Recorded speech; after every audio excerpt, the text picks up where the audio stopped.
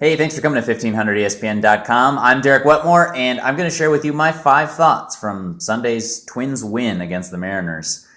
Joe Mauer was the hero, of course. He hit a 2 RBI triple in the top of the 11th inning to give the Twins the 4-2 lead that they eventually won by. Now, kind of interesting, the Twins get shut out by Felix Hernandez on Friday as Phil Hughes loses a pitcher's duel, and then the Twins come back to win Saturday and Sunday to take the series. I'm not a huge proponent and believer of momentum in sports, but if such a thing exists, the Twins have that heading back into an 11-game homestand in 11 days at Target Field. So this will be a big homestand, obviously, coming up for the Twins, and Joe Mauer sort of propelled them into it in the right direction with his 2 RBI triple in the top of the 11th. Part of a 3-for-5 day. Mauer also had a single and a double. He's been the best Twins hitter so far this season, and he came through in a big spot after the Mariners intentionally walked Brian Dozier. Sort of a big spot for Mauer, and as I mentioned, he did come through for them. Thought number 2, Glenn Perkins got the save after pitching a perfect bottom of the 11th inning, and not to take any credit away from Perkins, but I think the Twins should hand out a pair of assists as well for that game. Aaron Thompson had a nice relief outing that was a big help to the Twins, as did Casey Fien. Fien threw 2 scoreless innings. He was in a bit of a jam in the 9th and got back-to-back strikeouts to end the inning, and then he pitched through the hard part of the Mariners' order in the 10th inning to keep the score tied 2-2. He got Robinson Cano and Nelson Cruz out. Little pop-up for Cano, and I believe it was a ground out to first for Cruz. So both of those 2 relievers came on to relieve starter Kyle Gibson, who pitched 7 innings plus 1 batter, and bridged the gap to Glenn Perkins. Despite the fact that the Twins went extra innings, their shaky bullpen was not a problem on Sunday, as those 3 trusted relievers got the job done. Thought number 3, Paul Molitor shook up the lineup a little bit. Some interesting changes here. I'll just read you 1 through 9. In case you didn't watch the game, here's how they batted.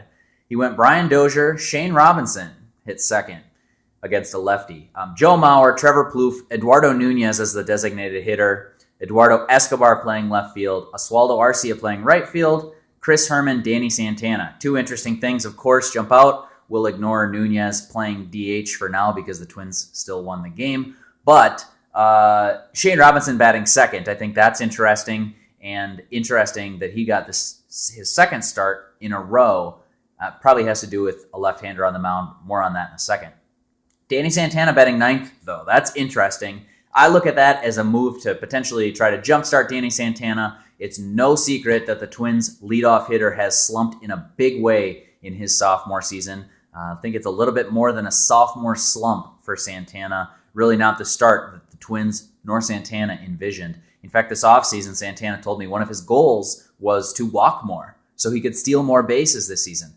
That hasn't played out. He has not drawn a walk yet this season. He has not been on base nearly enough to test out his wheels as a stolen base artist. So Paul Molitor bumping Santana down to 9th in the order, or as some of my coaches used to call it, pre-leadoff.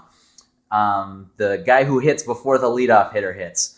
That is Danny Santana. Maybe that can jumpstart him. Maybe he starts to take some of the pressure off and his struggles start to go away. We'll have to wait and see, but interesting lineup move there.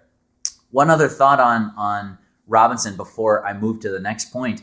I'm curious to see what Paul Molitor does with him. He's out playing Jordan Schaefer right now. The Twins are scheduled to face lefty David Price on Monday, so I wouldn't be surprised at all to see Robinson in the lineup Monday. But Tuesday, they're scheduled to have Anibal Sanchez of the Tigers, a right-hander on the mound. It'll be very interesting to see what Molitor does in center field for that game.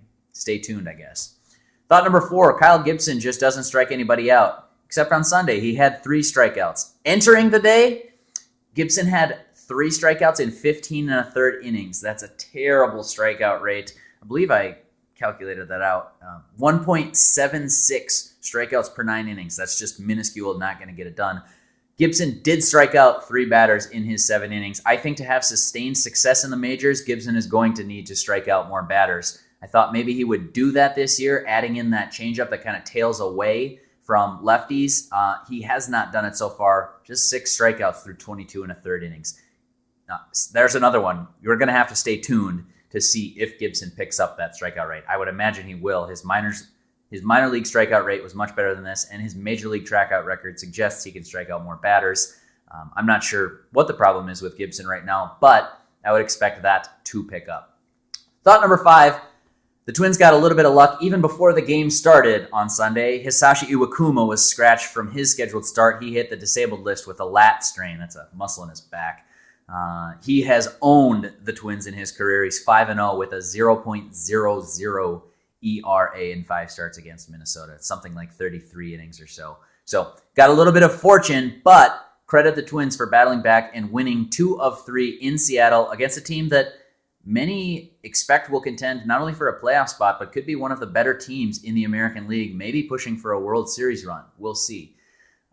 That'll do it for this video, 5 thoughts. Check out the podcast. Phil Mackey and I are about to record the Touch 'Em All podcast, as we do every Sunday night.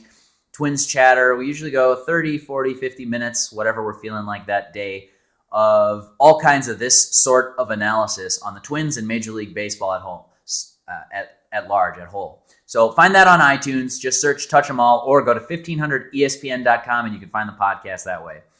Until next time, thank you for watching this video, and I'll see you later.